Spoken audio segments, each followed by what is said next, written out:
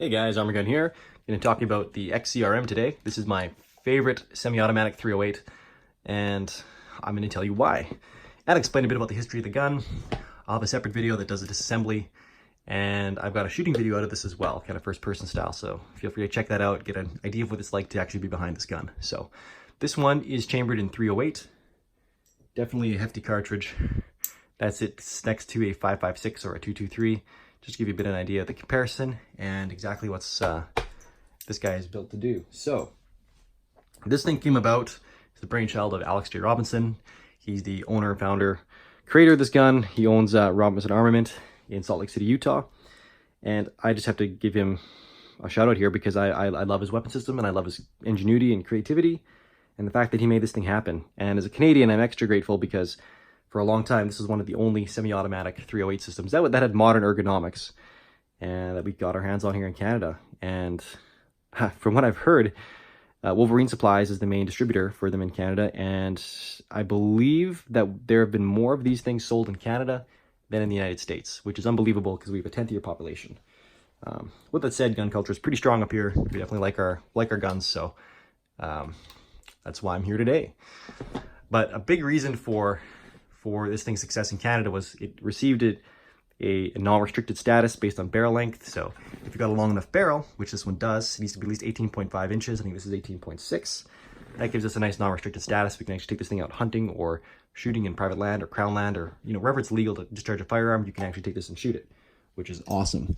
There are restricted versions as well, like this SBR. This one, 18.6 inches. This is 9.5 inches, and it's still shooting that 308 round. So,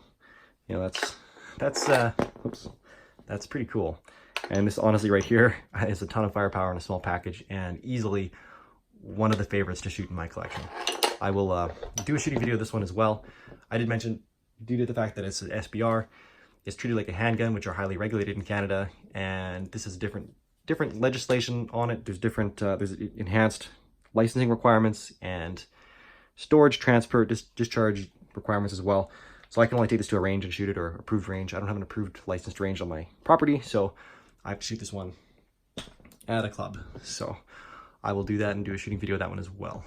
But anyways, I will do an assembly video on these ones as well, just to show you how it comes apart. It's super simple. It's kind of like an AK inside, and I've said that about other guns as well. But it really is. It takes some cool nods from the AKs. Anyways, it's also kind of like an FAL. And like an AR. So there's a lot of good stuff going for it, and I think it's taken the best of all the platforms. And a fun fact is that this gun actually competed against the FN SCAR 17 or SCAR 16. I think it was SCAR 17. It competed in the SOF SCAR competition, and I was a front runner from what I have heard. And I believe some silly reason, like they weren't able to deliver blank fire adapters quick enough, or it didn't have the ability to take an aftermarket something grenade launcher. Well, that doesn't make sense because it had a pick rail. So I think it was a blank fire adapter thing, and because of that, it lost out. And really disappointing because, in my opinion, as this gun sits here, it's better than SCAR. And I mean, take that with a grain of salt. I'm up in Canada here, and we haven't had SCARs approved for us yet. But I've seen plenty about them. I know quite a bit about them. I understand the ergonomics. I understand the barrel change mechanism. I mean, a lightweight gun. Obviously, the SCAR is awesome. Maybe I'll get flamed out for taking a shot at it, but I do believe this gun's better. It has a faster, way more convenient barrel change system.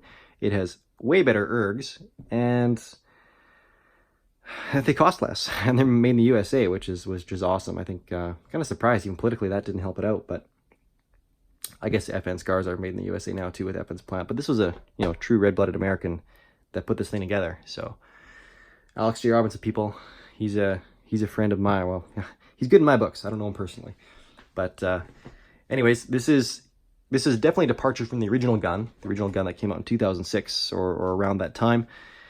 This is a Gen 2. What you see here, there have been a number of improvements to the internals over time, and like even the trigger as of 2009. This is a two-stage kind of matched 3.5 pound brake trigger, which is really nice. It isn't an AR trigger, at least not yet. I think they're talking about making a version that's more flexible for aftermarket triggers. I'm not sure quite where they are on that now. Again, this is a Gen 2 gun. They've run to the Gen 3s now. The differences there are they now offer M-lock. They've got a lower profile gas block that fits underneath the handguard, so you can have a longer handguard. And I've actually got one. I've got one of those. It's not in M-lock, it's in key mod, and I'll tell you why I chose key mod for this one. I did get this a couple of years ago when there was still the harsh debate of which was better, but again, M-lock clearly won the fight. But there is a reason why I picked M-lock for key mod for this one, and why I'm still happy I have it. But again, I'll talk about this later. This is a Gen 3, and this is the XCR-L, the lighter receiver set option. That's chambered in 223, 224, 300 blackout, 6.8 SPC, 7.62x39, all those good calibers. So, but today, the XCR-M. So, I will switch to the little guy just to be able to show you the ergs that much better, just because it fits on camera that much better. So the way I have this gun laid out here, I got a nice Ergo Deluxe grip. These are my favorite grips. I've got a Strike Industries forward barricade stop and hand grip, though it's mostly for looks. Definitely a high quality piece and pretty affordable. I guess it's nice for if you're gonna C-clamp, it keeps your hand, you know, locked in. You can actually put some pressure to bring the gun back tight to your body. But a cool thing, just the way all this is laid out right here, I like to grip the mag well. Lots of guys do. And honestly, it's super comfortable with this setup, especially with this left side charging handle. So you just get my finger in there around the barrel tension system and then my thumb around here. And this is super comfortable, super easy to control the weapon and with one hand. And I really enjoy that. That makes it a pleasure to shoot, and it's really comfortable. But that's kind of anecdotal and just my own thoughts. But okay, ambi. The gun is very ambi. These are my favorite ergonomics. One reason I like it better than the SCAR is the ergs for sure. And we've got our ambi magazine catch and release, which again, most guns have that. I think even the SCAR does. Ambi safeties, again, not unheard of these days. It is short throw, which I like. That's a cool thing. And 45 degrees, so it's not in your way when you're it's not digging into your fingers when you're shooting. They're nice kind of minimalist style as well. But they're wider profile, so there's enough meat there to quickly flick it and actuate it without any trouble. The trigger again is 3.5 pounds, 2-stage. Let's give it a quick demonstration here. That's your take up, that's your break. No over travel, it's pretty awesome. Reset, like it's good gun. The annoying thing though is you can't put it into safe while the hammer is down. So that's kind of too bad. I wish they'd fix that. Kind of like HK finally fixed that. Explained this in my video on the 417 or the MR3223. This is the new A3 version with the ambi controls. HK, well, these ones, so hammers down, you can run it on safe. That's really nice. And these guys have an awesome bolt catch system, but as awesome as it is not better than the XCR. I do consider this to be kind of the awesome, and the awesomest or the best in the industry. It's super easy to actuate. It's right across from your trigger well, so you can, it's not inside the trigger well, so you can still practice good trigger discipline. And it's very comfortable. You don't have to reach up here. You don't have to push down on any paddle or push down on any other thing that's similar to pushing down on a mag release.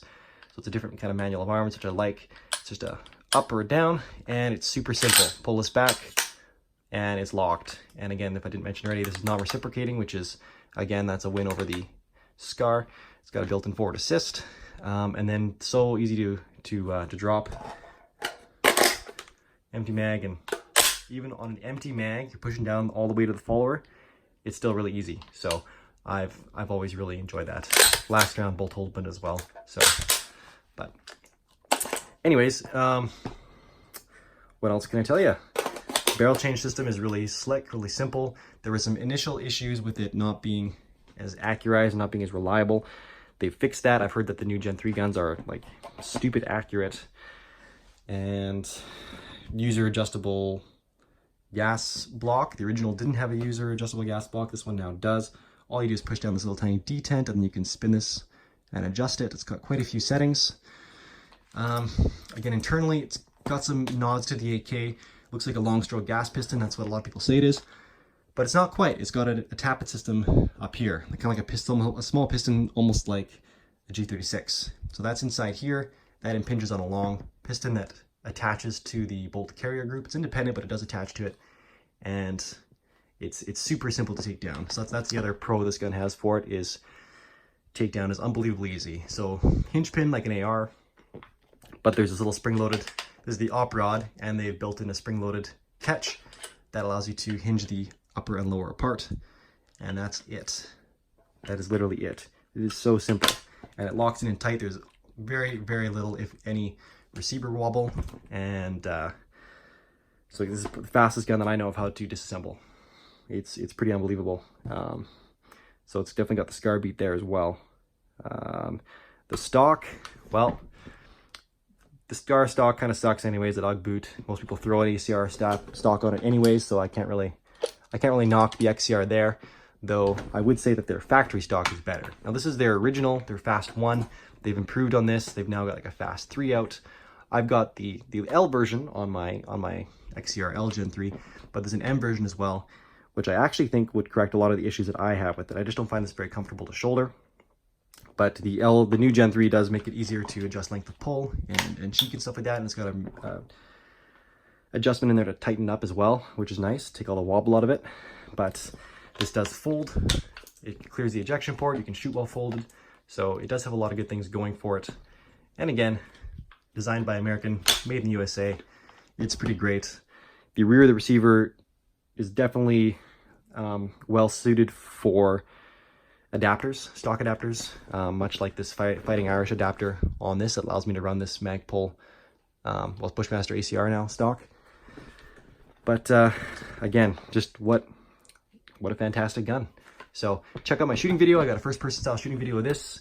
I've got disassembly videos of this guy, and I've got another overview video on the XCR-L, the Gen 3. So thanks for tuning in, guys. Catch you next time.